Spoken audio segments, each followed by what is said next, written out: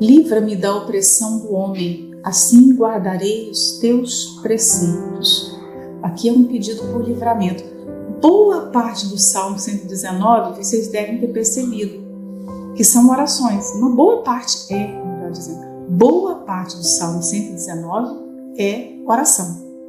Né? É composta por pedidos. E aqui é outro exemplo disso. Ele está pedindo, vamos prestar atenção, né? Vamos aprender a orar? Vamos aprender o que pedir?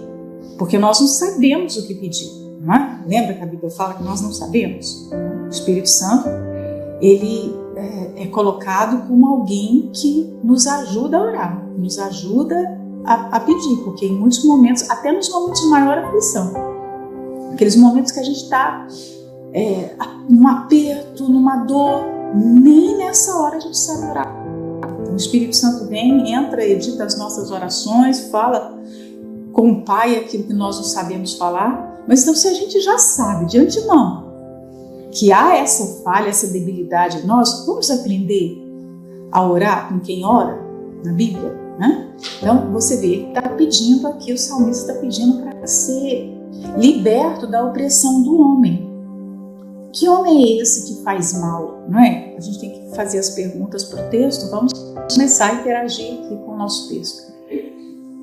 Que homem é esse que faz mal?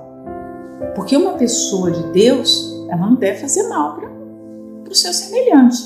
Então, se tem alguém fazendo mal, essa pessoa é orgulhosa, ela não é uma pessoa que tem os valores de Deus, ela é alguém completamente alienada da palavra. Porque se ela conhece a palavra, se ela vive a palavra, ela não vai fazer mal para o seu próximo. Ela não quer o mal e ela nem vai trabalhar para fazer o mal. Então o salmista está pedindo aqui o livramento de alguém que não faz parte da família de Deus, não é povo de Deus. Pode até ter o nome de povo de Deus, mas não é. Porque se fosse povo de Deus, não faria mal, não é? E aí você pensa assim, mas será que hoje nós temos aflições que vêm de pessoas que realmente são incrédulas, de pessoas que não estão bem com Deus, que não estão vivendo a sua fé como deveria viver. Mas será que só pessoas fazem mal? Só pessoas causam opressão? Vamos entender isso aqui também como circunstâncias? Porque existem muitas circunstâncias na vida, situações e conceitos e um estilo de vida que oprime. Por exemplo, nós estamos hoje num tempo que cada vez mais o jeito de viver que está sendo padronizado causa opressão.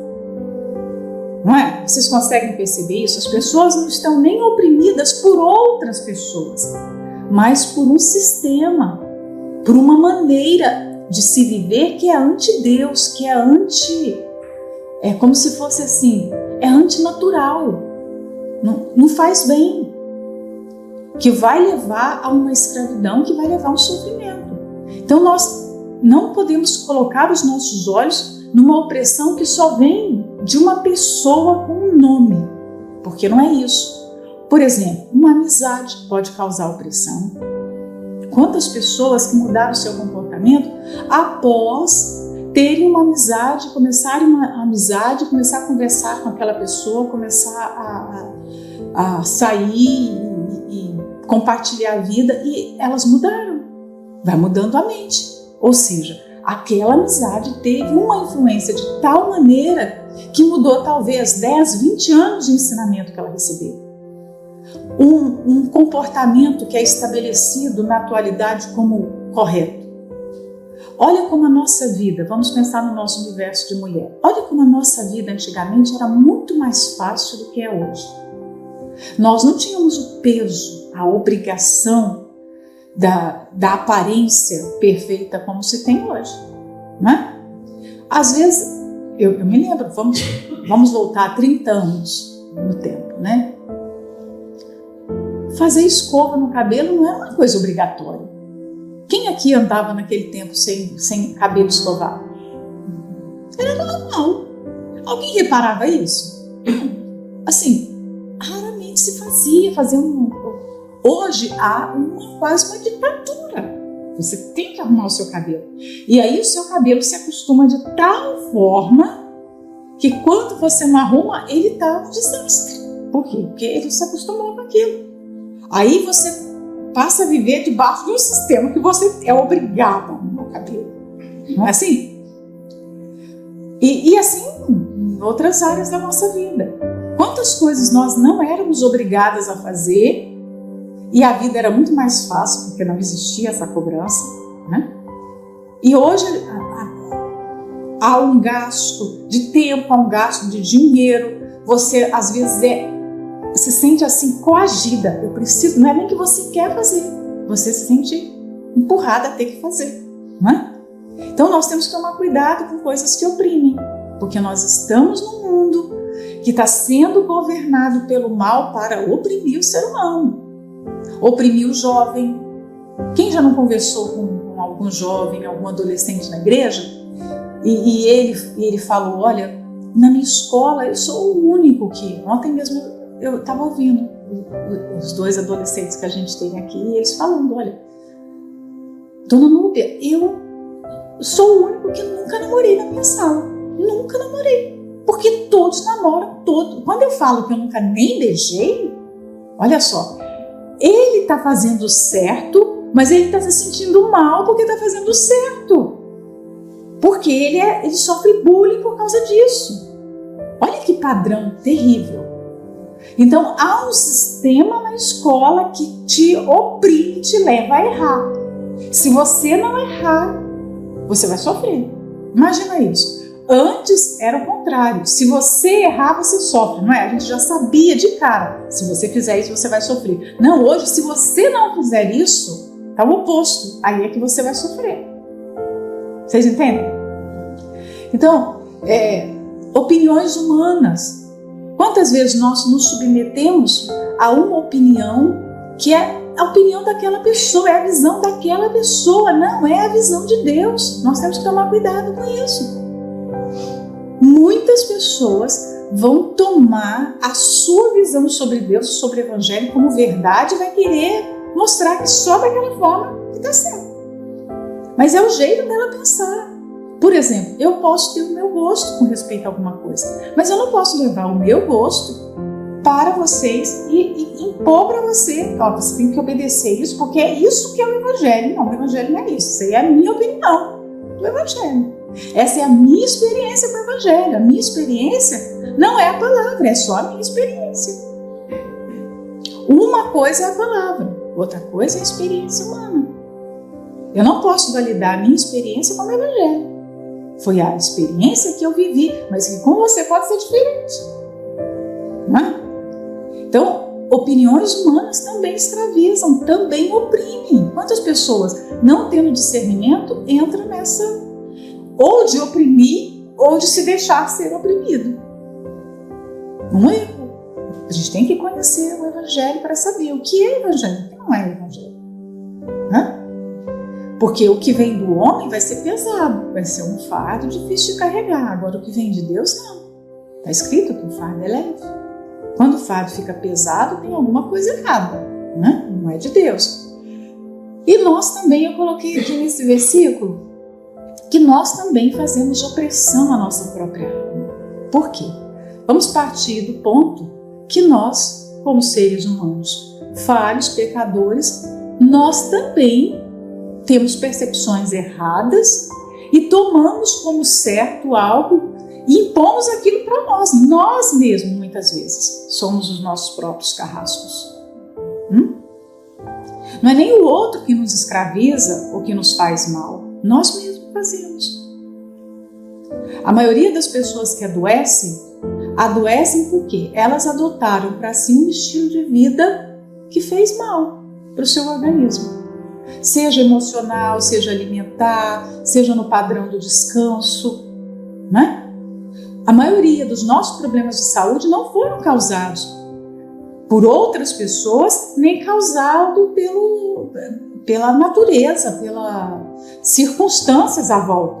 Nós é que tomamos decisões erradas. Por exemplo, nós não podemos entregar o nosso apetite, nós não podemos nos entregar aos nossos apetites. Porque um dia o seu apetite vai pedir para você comer uma caixa de chocolate. Não é assim? Se eu me entrego ao meu apetite hoje pertence a uma natureza caída. Antes do pecado, Adão e Eva sabiam se alimentar corretamente. Depois do pecado, nem comer a gente sabe. Ontem à noite, antes de dormir, eu estava lá, né? Porque a gente passa aquele tempinho para adormecer. E falei, Senhor, me ensina a dormir na posição certa. Olha só, nem isso eu sei. Porque eu estava acordando de manhã sempre com dor na coluna, dormindo errado, né? Quando você acorda com dor é porque você dormiu numa posição errada. Massacrou o ombro, dormiu com as pernas torcidas, fez sei lá, né? Se tivesse uma câmera filmando as posições que a gente dorme, né? Tudo que você faz à noite, aí eu antes de dormir, Senhor, me ajuda a dormir. Pois isso está vendo, nem na posição certa eu sei. Aí eu comecei a pensar em tudo que eu não sei. Senhor, eu não sei comer. Eu não sei mastigar como deveria mastigar. Não é assim? Eu não sei respirar como deveria respirar. Quem já ouviu falar que a gente não sabe respirar? Não é? Um profissional começa a ensinar, você tem que respirar assim, não pode respirar pela boca, tem que, né? Não sei nada, não sei comer, não sei respirar, não sei dormir. É isso o ser humano depois do pecado. Então, se eu entrego a minha vida aos meus apetites, eu vou querer comer um prato de brócolis? Não, eu vou querer comer pizza. Por que a gente come alface, brócolis? Por que a gente come espinafre? É porque é uma delícia? Não, não é porque é uma delícia. Delícia é um hambúrguer, a batata frita, não é assim? Delícia são essas coisas, concorda comigo? Delícia é doce. Mas nós precisamos impor isso. Nós vamos todos os dias e ensinamos para o nosso apetite. Olha, isso aqui não é saudável. Não é assim um processo assim de educação todo dia? Isso não é saudável. Você não pode comer isso. Olha só. Você não deve comer isso.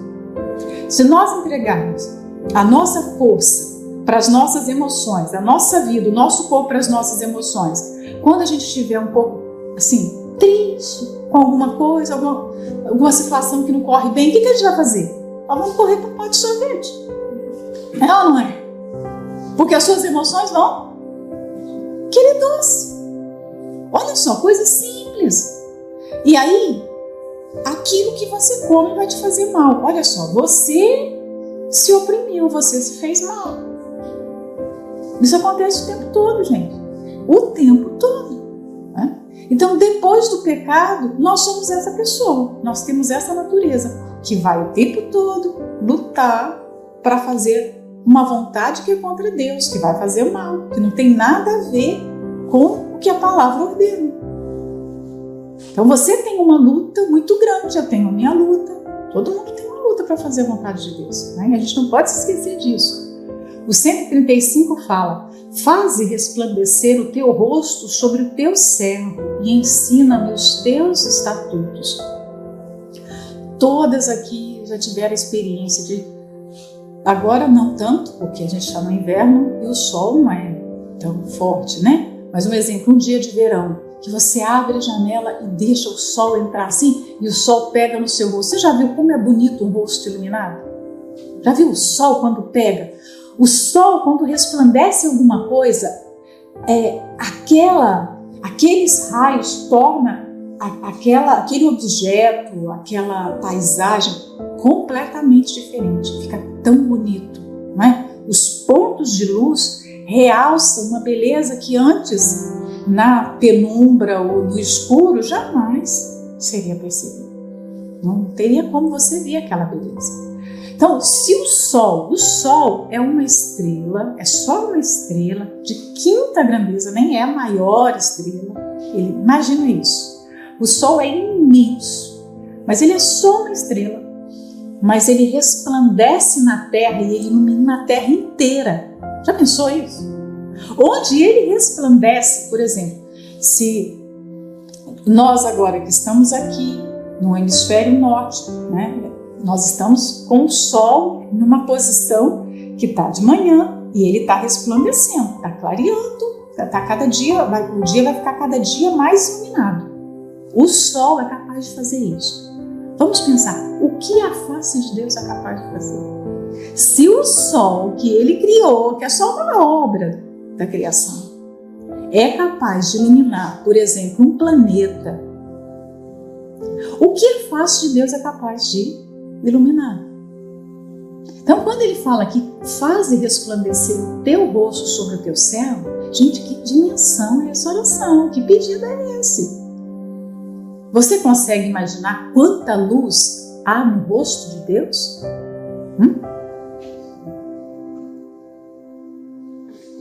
De maneira que quando Moisés pediu para ver a Deus, Deus disse, não, qualquer homem que me ver vai morrer. A gente sabe pela ciência que os nossos olhos físicos não podem contemplar o sol. Ninguém pode olhar para o sol, não é? Para olhar para o sol você precisa proteger os seus olhos, porque se você olhar para o sol você fica cego, não é assim? A gente aprende isso desde criança. Olha, não olha, menino, não olha para o sol, não olha para o sol, não é? Ainda mais meio-dia, não olha para o sol, vai danificar os seus olhos. Você imagina a face de Deus. Imagina o brilho do rosto dele resplandecendo em nós.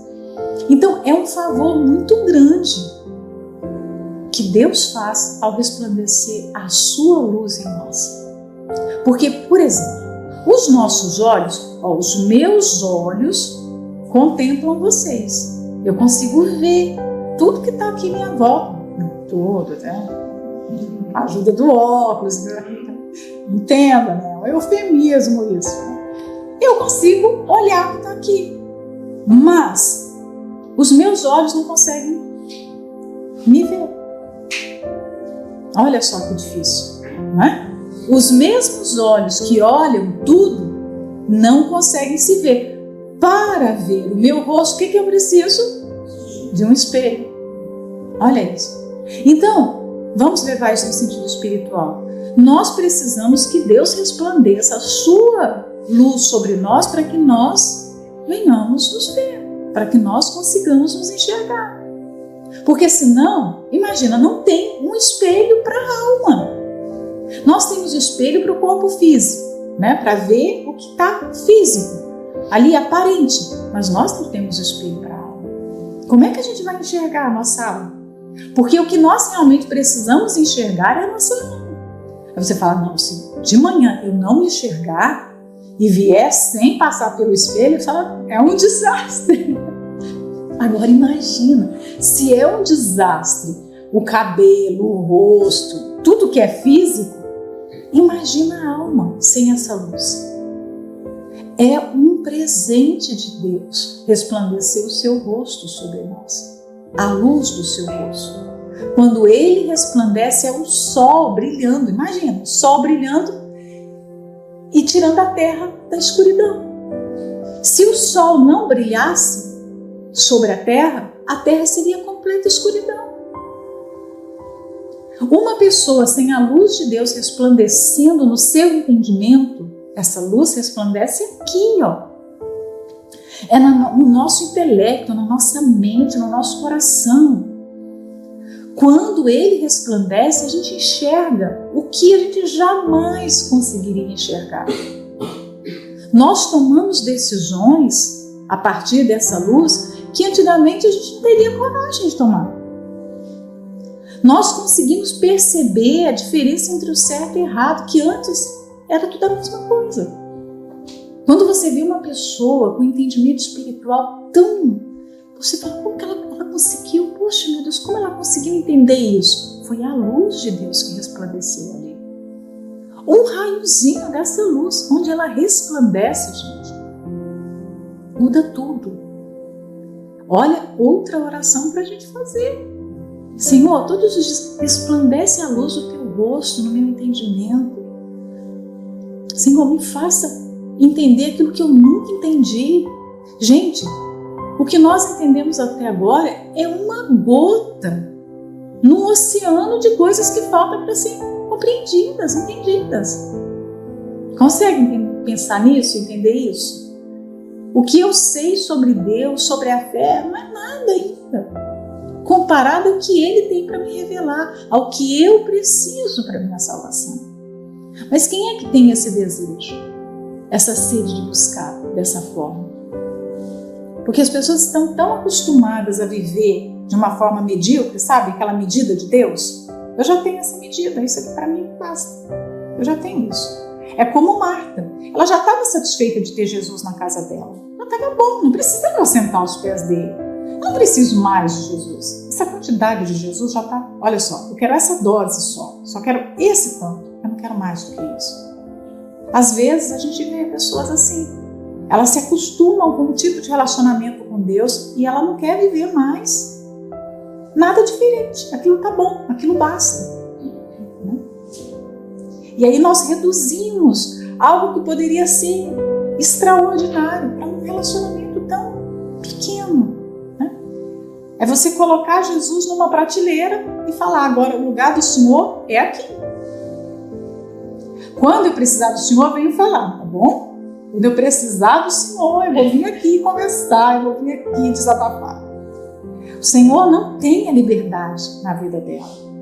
Ele não tem autoridade para chegar e parar a vida dela e virar a vida dela de cabeça para baixo. Será que nós conseguimos dar essa liberdade para Jesus fazer o que Ele quiser fazer?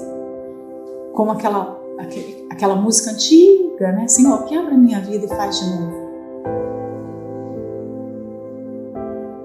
Senhor, o Senhor pode, você tem liberdade, o Senhor pode quebrar. Tira o que não te agrada, tira da minha vida. Ele vai tirar. Se você der liberdade, Ele vai tirar. Ele vai quebrar o que precisa ser quebrado. Ele vai arrancar o que precisa ser arrancado. Ele faz isso. Porque é o que está escrito lá em Apocalipse. Eu repreendo aqueles que eu amo. Eu repreendo, eu cuido, eu ensino, eu educo. Mas quem é que tem coragem de fazer esse tipo de oração? De dar esse tipo de liberdade para Deus?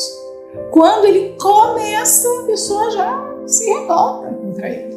Né? Outra coisa para a gente observar aqui também, olha só. Faze resplandecer o teu rosto sobre o teu servo. Então, o que vem depois é um complemento. Quando a luz resplandece, o que acontece? Há aprendizado. Olha só. E ensina-me os teus estatutos. Porque a luz resplandece, a pessoa aprende. Há uma ligação entre a luz e o que nós estamos aprendendo. Se nós não estamos aprendendo, significa que não está tendo luz. Uma vez que a luz resplandece, há um abrir de olhos para uma nova realidade. Qual realidade nós temos vivido? Aquela, a gente ainda está com os nossos conceitos e preconceitos sobre Deus e sobre a palavra que nós tínhamos há 10 anos, 20 anos, 30 anos. Porque se for, nós estamos perdidos na nossa fé. A nossa espiritualidade não é verdadeira. Porque deve haver um crescimento. E um crescimento saudável. Não é aquele crescimento que você tem que ficar ali, olha, meu Deus, só cresceu só um pouquinho, 1 milímetro. Não! Crescimento espiritual saudável é um crescimento que, olha, você vai conversar com aquela pessoa com intervalo de 6 meses, você vê um avanço, você vê que ela é uma outra pessoa. Ela está muito mais parecida com Jesus, ela tem mais virtudes, ela tem mais temor, ela tem mais amor. Ela não muda para pior, ela muda para melhor. Né? Então, luz significa crescimento no conhecimento, no temor, na fé. Sem luz, você regride. Então, se você tem uma amiga e você percebe que ela tem menos temor, menos vontade de servir a Deus hoje, que a boca dela está sem freio, significa que ela está na luz. A luz não está resplandecendo, porque se tivesse, ela estaria aprendendo os estatutos e aprendendo cada vez mais. Se você coloca uma pessoa numa universidade, num curso, e ela está ali, todos os dias ela vai e tem 8 horas de aula, 5 horas de aula. Ao fim de um ano, ela sabe muito mais do que no ano anterior. Ao fim de 2 anos, de 3 anos, de 5 anos, ao ponto dela receber um diploma e ser capacitada, autorizada a exercer uma profissão, a cortar um corpo, por exemplo, médico. Ela vai receber ali, aquela pessoa que estudou vai receber uma autorização. Você pode fazer uma cirurgia, você pode ressuscitar uma pessoa que está tendo uma parada cardíaca, que está morrendo. Por quê? Porque ela aprendeu. Não deveria ser o mesmo com respeito a nós? A pessoa está há anos e anos caminhando com Jesus e não aprende. Como pode isso? Como pode? Reuniões e mais reuniões, lê a Bíblia e ora. Por que ela não resplandece a luz de Jesus através da sua vida? Por que a gente não está vendo uma mudança? Tem alguma coisa errada, porque isso não é normal. Né? Não é normal. E outra coisa também que a gente pode ver nesse versículo.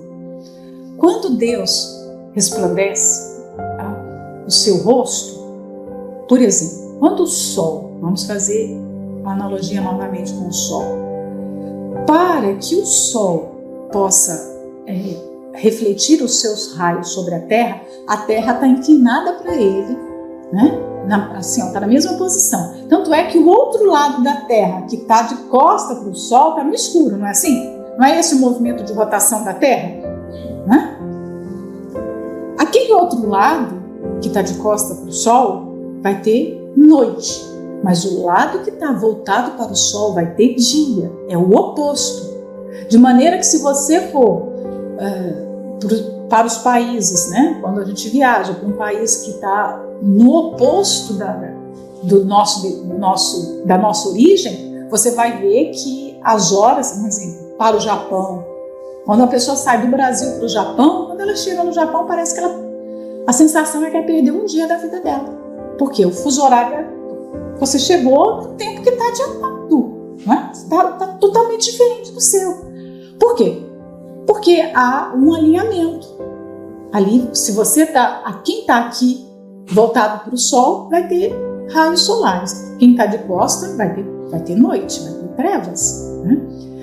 E aí você consegue perceber, quando você está voltado para o sol, você consegue perceber o sol, você consegue perceber tudo. Assim como a obediência nos faz perceber o semblante de Deus. Quando a luz de Deus brilha, é como se a gente pudesse perceber como Deus é. Isso aqui é uma outra... Eu estou descendo um pouquinho mais na nossa meditação. Por quê? A luz nele, a luz em mim, eu consigo contemplar os atributos de Deus. Eu consigo perceber quem Deus é, o que Ele gosta. Vamos voltar, quando nós éramos crianças. Lembra do rosto da sua mãe? Nós convivemos mais com as nossas mães, não é? Do que com o pai. Né? Quando nós fazíamos alguma coisa que era correta, que a mãe gostava muito, qual que era o semblante da sua mãe, você lembra? Qual era o rosto da sua mãe? O que ela fazia? Ela não ficava feliz? Por exemplo, a minha mãe sempre falava, eu me lembro dos conselhos, todos os conselhos dela, e ela falava, quando nós formos na casa das pessoas, nunca peça nada, não peça. Você pode estar com sede, você pode estar com fome, não peça. Falta educação pedir alguma coisa. Você pode ver as pessoas comendo, não peça. Ela falava isso sempre, né? Quando a gente ia fazer visita, pode ser casa de familiares, é a mesma coisa. E depois ela apertava mais ainda, ó. E se eles te oferecerem, não aceita. Não aceita. Porque as pessoas oferecem muitas vezes por educação só, ela não quer que você coma, ela só está oferecendo por educação. Às vezes ela nem tem para dar para a gente, ela só tem aquilo ali. Então, quando a gente chegava, né, nós éramos 5, e aí quando a gente chegava, você imagina, você chegar na casa de alguém tem que dar comida para 4, para 5, né? Então a gente chegava e a pessoa oferecia. E a minha mãe só olhava assim, a gente, não, obrigado, não, a gente já comeu, muito obrigado, não. A minha mãe ficava toda feliz, ela ficava satisfeita, porque a gente tinha obedecido. Até hoje eu lembro do rosto dela, porque ela ficava com aquela a face assim. Graças a Deus eles ouviram, né? Claro que algumas vezes eu já tive situações dos meus irmãos. Eu quero. Você tá com fome? Eu tô com fome. A minha mãe ficava com fome. Tipo assim, quando chegava em casa, seu guloso, você não estava com fome. Mas você imagina a face de Deus quando nós o obedecemos. Quando a luz dele resplandece em nós, nós conseguimos perceber essa alegria nele, de ter filhos obedientes, de ter filhos que se interessam pelo que ele pensa, pelo que ele ensina, pelos seus valores. O rosto dele é como se tivesse um sorriso para a gente. Você consegue ver o sorriso de Deus, a aprovação dele? É essa aprovação que Estevão teve quando ele estava morrendo.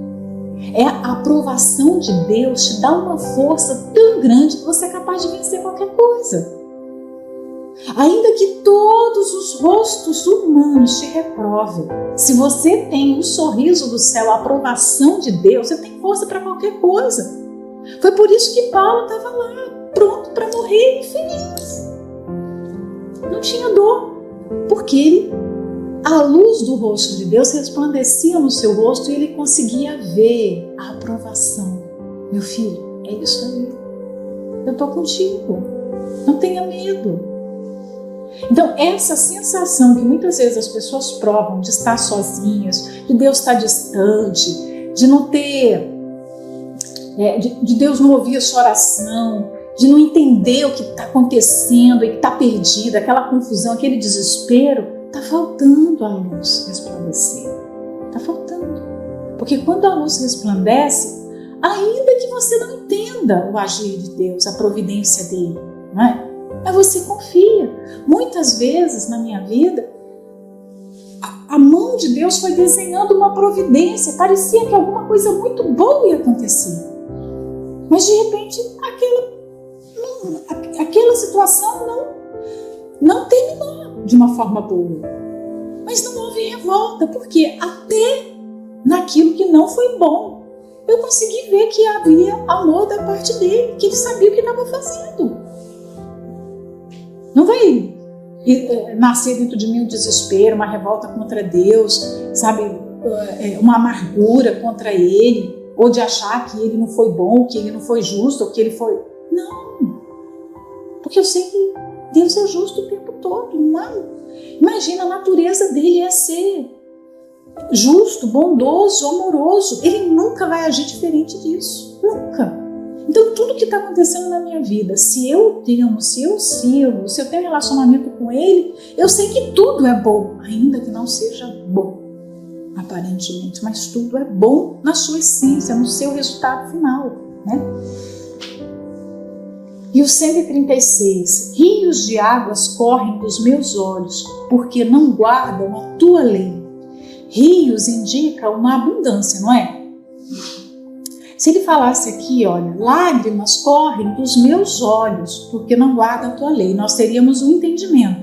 Mas aqui nós temos um outro entendimento, que ele fala rios, ou seja, é alguém que chora muito, é alguém que sente uma dor tremenda. Mas pelo que ele sofre, pelo que ele chora? Vamos ver? O que está escrito aqui? Porque não guardam a tua lei. Ou seja, ele sofre porque ele observa tantas pessoas que estão caminhando em direção ao abismo, caminhando em direção ao inferno, pessoas que não temem a Deus, pessoas que não conhecem a palavra de Deus. Então, isso causa dor no salmista. Olha só. Eu bato muito nessa tecla que os nossos afetos, as nossas afeições indicam a nossa espiritualidade. O que nós gostamos indica o estado da nossa alma, o estado espiritual. Porque nós temos que sempre colocar o termômetro na nossa vida espiritual e saber como é que nós estamos. Não sou eu que vou colocar o termômetro em si. Você que tem que colocar o seu termômetro e ver como é que está a sua vida espiritual. Você que tem que analisar. Como é que a Bíblia fala sobre o autoexame. Então, é você que vai se examinar. Eu vou me examinar. Então, os meus afetos, até as minhas tristezas vão indicar a minha condição diante de Deus. Aqui, o choro do salmista indica uma espiritualidade verdadeira. Porque ele não está chorando, sofrendo por sua própria causa em si. Porque alguma coisa deu errado na sua vida. Causa dor saber que as pessoas estão quebrando os mandamentos. Que há um mandamento, que há uma palavra. Imagina, ele ali no meio de Israel, no meio do povo de Deus, o povo que tinha recebido as instruções, que tinha recebido a palavra, a lei, e as pessoas não estavam obedecendo aquela lei. Então o salmista não é alguém que olha de um modo indiferente, tipo assim, o que importa é o que eu pratico, o que importa é o que eu faço. Se você não faz, o problema é seu. Não, o outro não praticar causava dor nele, causava tristeza. Então isso indica que nós temos que ser uma igreja que chora pelos perdidos. Nós temos que ser um povo que sente a dor daqueles que estão caminhando para o inferno. Às vezes não há dor nem com respeito a um familiar que está na incredulidade. Tipo, se eu estou salvo, isso é o que importa.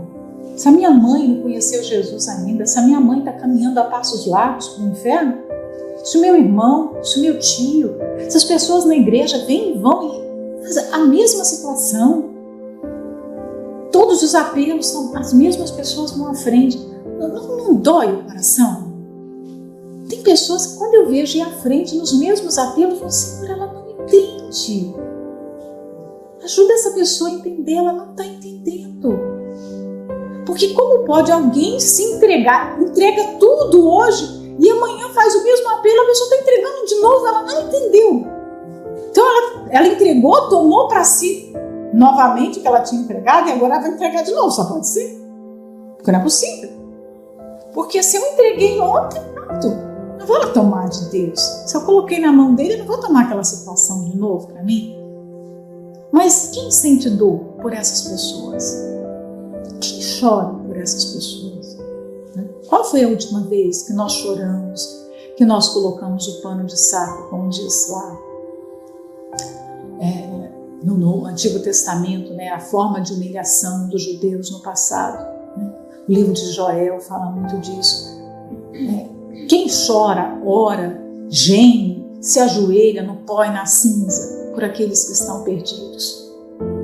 Às vezes a gente está vendo a pessoa do nosso lado, que está se afastando de Jesus, que está se esfriando, e a gente não faz nada a respeito. Nós achamos que já é o suficiente o que nós estamos fazendo. A gente já está satisfeito com o nosso evangelho, sabe, com a nossa vida. E aí a gente começa a fazer coisas que não são para as almas. Elas são feitas para nós. Nós não podemos fazer eventos para nós. Nós não podemos fazer jejum para nós. As coisas não se resumem a nós. A vida não é, sabe, a gente não é o centro de tudo. Então, quando a gente começa a ter uma vida egoísta, isso é sinal de religiosidade, não espiritualidade. Não é espiritualidade. Se nós não conseguimos ter essa tristeza por um mundo perdido, pelo fato de Deus estar sendo desonrado, do nome dele estar sendo afrontado, a palavra dele está sendo quebrada, se isso não causa dor na gente, nós nos tornamos insensíveis. E voltando a falar, nós estamos vivendo o tempo mais perigoso, que é o tempo do amor que se esfria. Às vezes o nosso amor se esfriou, por isso a gente não chora. Os nossos olhos ficam secos. Quando o amor se esfria, os olhos ficam, não tem mais lágrimas. As lágrimas brotam de uma comunhão muito íntima de Deus. Você sente a dor dele. Você sabe que ele está sofrendo e você sofre com ele. A parte mais triste na história do filho pródigo não é do rapaz ter pedido a herança e ter saído de casa. Mas é de ver um pai que sofre e espera por esse filho todos os dias. E ele tem um outro filho que não consegue perceber que o pai está sofrendo. Já pensou? O filho mais velho não tem a sensibilidade de perceber o quanto a ausência do irmão mais novo causa dor no pai. Então, olha como nós somos. Gente, nós somos tão filhos mais velhos, sabe? Todos nós somos tão como aquele rapaz. Nós começamos a agir e a viver a fé em torno das nossas necessidades, do nosso mundo, dos nossos interesses. Você vê que aquele rapaz só tinha interesse em cuidar da sua vida, da sua parte na herança. Só nada. Ele não tinha relacionamento com o pai. Ele morava na casa, ele não foi embora, ele estava na casa. Mas ele não tinha intimidade com o pai. Que dor esse pai tinha, porque os seus 2 filhos estavam perdidos. Os 2 filhos. E Deus talvez tenha mais filhos perdidos dentro de casa do que fora de casa. Porque os que estão fora estão se vendo como perdidos. E há mais chance para eles do que os que estão dentro, mas não se veem como distantes. Mas a insensibilidade é um grande sinal de amor frio. O contrário do amor, gente, é a indiferença. O contrário do amor não é ódio. O contrário do amor é indiferença. Nós estamos acostumados muito a ouvir falar assim, olha, vamos fazer isso pelas almas? Vamos trabalhar na obra de Deus? Esse é um discurso que nós estamos acostumados. Né? A gente já se familiarizou com essa linguagem. Mas falar não significa que a gente está vivendo esse amor pelas almas. Você falar que tudo que você faz é pelas almas não significa que realmente a sua vida é pelas almas, é gasta pelas almas. Às vezes nós pregamos mentiras para nós mesmos. Nós falamos coisas que não são verdades a nosso próprio respeito. A gente acha que ama as almas, a gente acha que ama a obra. Mas nós estamos amando só nós mesmos. Sendo amantes de nós mesmos. Amando o nosso descanso, amando o nosso conforto, amando a nossa reputação, amando as nossas ideias sobre o futuro, o que nós queremos para o nosso futuro. Porque quando nós amamos de verdade, nós vamos nos sacrificar por aquilo, nós vamos chorar, no mínimo nós vamos chorar por isso. Eu me lembro de Jeremias. Quando você lê o livro de Jeremias, é impossível a gente ler a história de Jeremias, as suas profecias, a sua forma de lidar com o povo de Judá e não chorar com aquele profeta. Que dor ele sentia. É um povo extremamente rebelde, mas o quanto ele sofre. Ele, até os dias de hoje, ele é tido como profeta chorão. As pessoas falam, esse é o profeta chorão. Ele só chora. Né? Mas ele chorava diante de Deus porque ele sentia a dor de Deus. É injusto isso que falam de Jeremias. Injusto.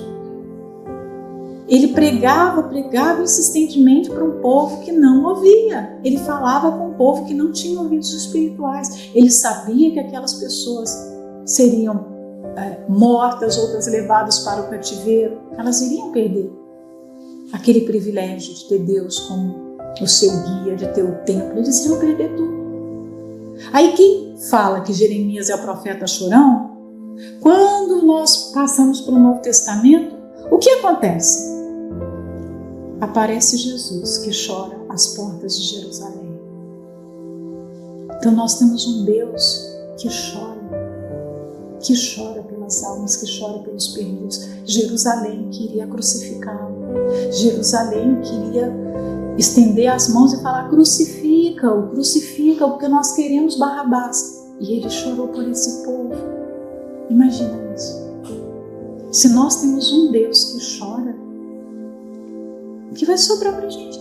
Por isso que Jeremias falou: quem dera se os meus olhos fossem fontes, para eu poder chorar ainda mais pelos filhos do teu povo. Quem dera se os meus olhos fossem como fonte. Nós somos uma igreja de olhos muito secos, porque a gente não consegue ver a realidade espiritual daqueles que estão perdidos. Milhões e milhões de pessoas estão descendo para o abismo. Imagina, estão indo para o inferno sem nenhuma chance mais. Nunca mais. Imagina isso. Nunca mais as pessoas terão chance, oportunidade. Elas estarão condenadas para todo sempre. Nós temos a palavra que pode libertá-las disso, que pode abrir os olhos. E aliás, nós temos essa palavra em abundância. Nós estamos assim, gordos de palavra, fartos de palavra. A gente tem palavra para todos os tipos, de todos os gostos.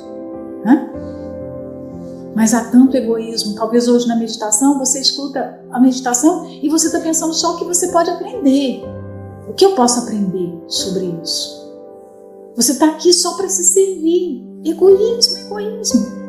Meditação não é o que eu posso aprender para que eu possa me tornar, sabe? Porque às vezes as pessoas querem aprender, mas o objetivo não é bom.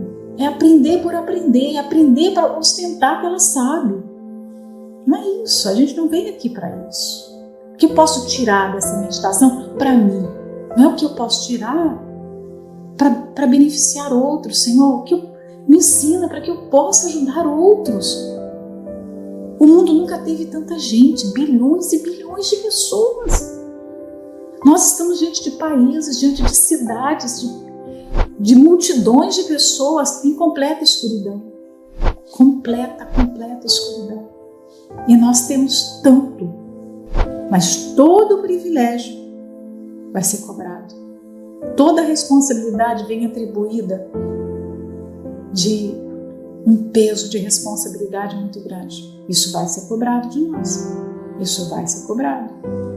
Então, que Deus nos dê olhos sensíveis, um coração terno, capacidade para nos surpreender diante do sofrimento, para nos quebrantar diante do sofrimento, ver o que a gente pode fazer. Há sempre o que pode se fazer. Há oração, há o jejum, há um empenho maior. Que a nossa vida realmente seja consumida. Porque quando você vê alguém que fala aqui da sua tristeza abundante, porque a palavra não está sendo obedecida, isso é o que a gente mais está vendo. Naquela época o mundo era assim, a quantidade de habitantes na Terra era tão pequena. Imagina, se colocasse esses homens de Deus, esses homens da Bíblia, um Jeremias nos dias de hoje, se colocasse esse salmista aqui nos dias de hoje, imagine esse salmista na sua cidade, na sua igreja, com essas pessoas da sua igreja que vêm, que vão, se afastam. O que esse Jeremias faria hoje?